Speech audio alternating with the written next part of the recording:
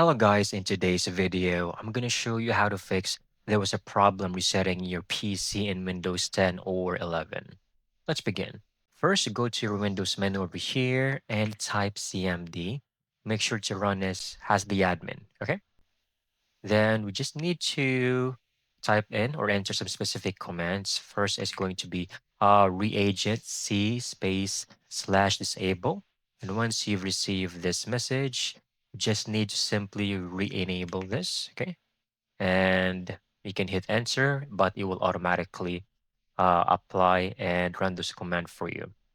Now, once done, basically 99% of the users out there, this command fixes everything for them. However, if not, we can proceed with the next code, which is going to be sfc space slash scan now. And once the verification has been completed, it will check for any corrupted or missing files and automatically repair those for you. So here, this is what it looks like if it's completed. Then we need to apply our final command, which is DSM space slash online space slash cleanup image space slash restore health. Just let it run. And once everything or you have successfully run all of these four commands, I want you to restart your PC.